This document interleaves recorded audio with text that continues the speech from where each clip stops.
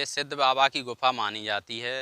यहाँ पे इस गुफा के 5 दरवाजे हैं और इस गुफा में कई संत आज भी तप कर रहे हैं जिनको हमने प्रत्यक्ष देखा है और हम इसी गुफा में रहते हैं।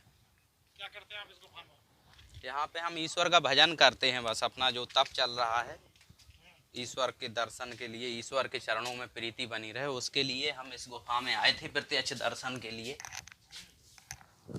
इसीलिए 11 महीने से इसी गुफा में रहे हैं।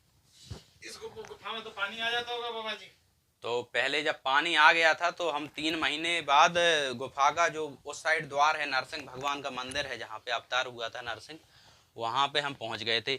हम यहाँ पे रहते थे इस गेट के अंदर, वहाँ बैठते थे अंदर। वहाँ अंदर चमगादड़ भी हैं, कई जीव जंतु भी हैं खतरनाक। यहाँ पे हम पहले बैठे रहे हैं इस स्थान पे।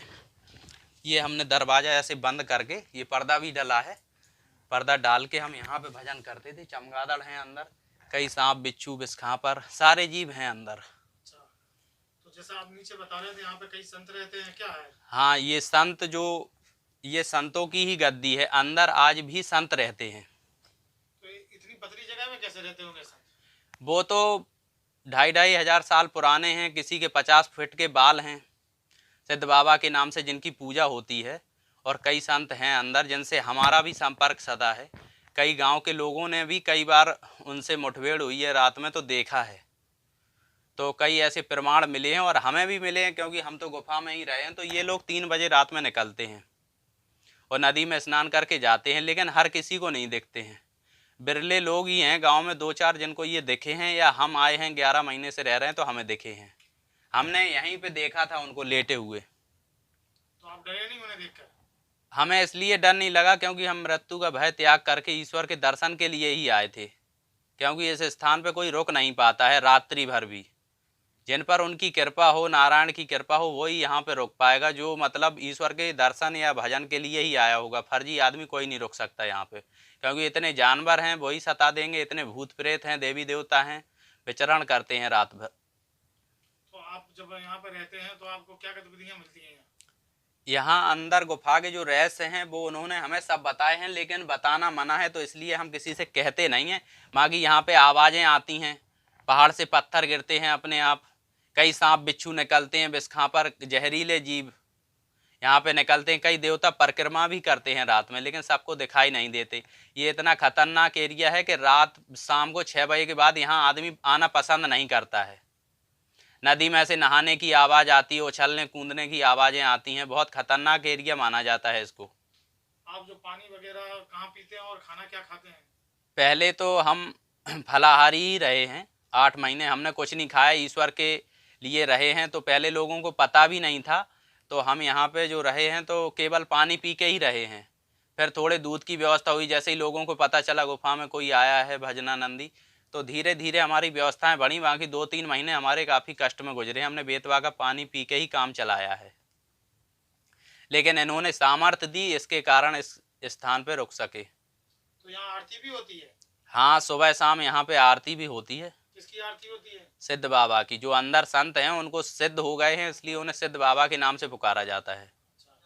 तो लोग भी आते होंगे यहाँ पर? हाँ, आते हैं, कई आते हैं, गांव के लड़के इकट्ठे होके आरती करते हैं। हमें भी टाइम मिलता है, हम भी करते हैं। और क्या विशेषता है यहाँ की? यही विशेषता है। यहाँ पे लालदास जी महाराज थे, तो लालदास जी महाराज की गद्दी मानी जाती है। और बालक दास जी महाराज रहे हैं यहाँ पे, और हल्के दास जी महाराज रहे हैं, और भी कई संत रहे हैं। बालक दास जी महाराज का क्या इतिहास है? बालक दास जी महाराज क्षत्रिय वंश से थे और वो यहाँ पे छोटे ही उम्र में आ गए थे। तो वो नदी पे पैदल चलते थे इनकी कृपा से, और मतलब अग्नि में भी बैठ जाते थे। मतलब उनके तो कई चमत्कार हैं यहाँ पे फेमस, आज जनमानस में फैले हुए हैं पूरे बुंदेलखंड में। बालक दास जी के, वो इतने महान संत हुए हैं इस गद्दी के। आपको दर्शन दिए उन्होंने? हाँ, दिए हैं दर्शन। वो नदी के किनारे, जो घाट के किनारे समाधि बनी हुई है, वो बालक दास जी की ही है। 100 नहीं, 200 नहीं, 300 नहीं, बल्कि हजारों साल से साधु संत तपस्या कर रहे हैं, जिनको अब सिद्ध बाबा के रूप में जाना जाता है। तो ये सिद्ध गुफा है, ये डीकांचल पर्वत के अंदर मौजूद है, जिसको आज डिकोली पहाड़ कहा जाता है। यहाँ पर पुराने युग के साधु जहाँ तपस्या कर रहे हैं, वहाँ नए नए युग के जो संत बनना चाह रहे हैं, महात्मा बनना चाह रहे हैं, वो लोग भी आके तपस्या करते हैं। और उन सिद्ध महात्माओं की एक खासियत है कि वो उन्हीं को दर्शन देते हैं जिन पर उनकी मर्जी होती है, मेहरबानी होती है, या यूं कहें आसान शब्दों में आकर्षण होता है। तो हमारे साथ एक साधु थे, अभी हमारी बात हो रही थी उनसे, तो उनको सिद्ध बाबा ने दर्शन दिए। तो बताते हैं कि जो 300, 400 और 500 साल पुराने पुराने जिनकी दाढ़ी बड़े बड़ी भौं हो चुकी हैं, जो ऐसे मुंह खोल के देखते हैं, वो लोग वो यहाँ पर तपस्या कर रहे हैं। और जब ये आए यहाँ पर रुके और साधना करने लगे, तो रात में इनके दर्शन हुए। तो मैंने इनसे पूछा कि आपको क्या मौत का भय नहीं लगा, आपको ये नहीं लगा ये और भी हो सकते हैं कोई?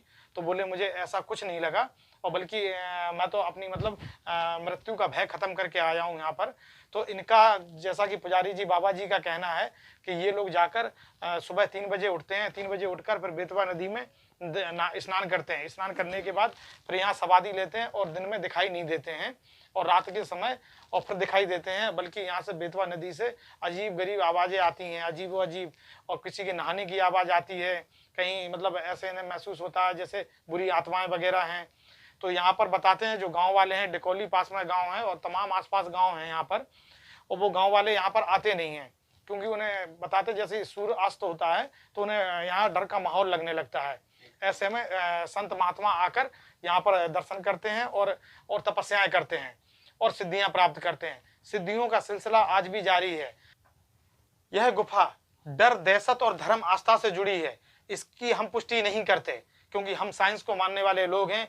लेकर यहाँ लोक कथाएं हैं, लोगों का दावा है, और लोगों के दावा पर विश्वास करना चाहिए। जैसे कि हमारे पुरातत्व विभाग के भी बोर्ड हिंदुस्तान में कई जगह लगे रहते हैं, जहां हॉन्टेड स्पॉट बोलते हैं, या मतलब वहां पर जाना वर्जित रहता है, रात में जाना वर्जित रहता है। ऐसे यहाँ पर दावा किया जाता है कि लोग रात्रि के समय नहीं आते हैं। लेकिन गुफा में जैसे ही हम अंदर आए और गुफा की ओर हमने भी देखा, तो हमें भी अजीबोगरीब गुफा लगी है।